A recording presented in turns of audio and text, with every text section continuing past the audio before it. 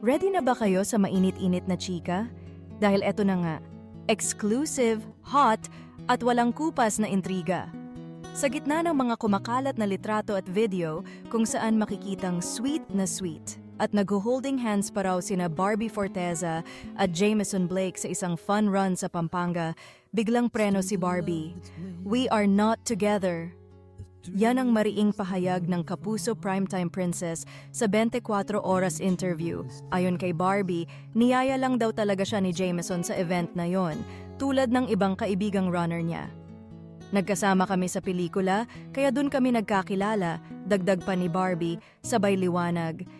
Itong recent run namin, siya naman yung nag-invite.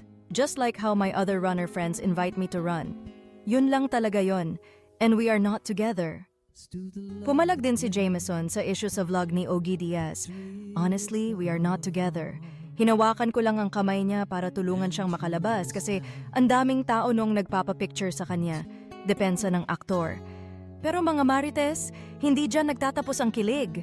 Dahil may inamin si Barbie tungkol kay Alden Richards.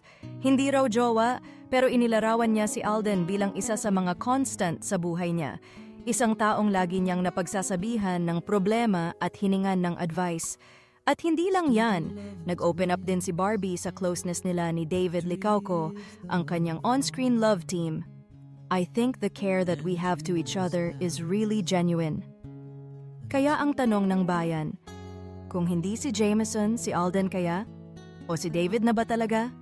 Abangan ang susunod na kabanata sa Barbie Love Triangle Chronicles.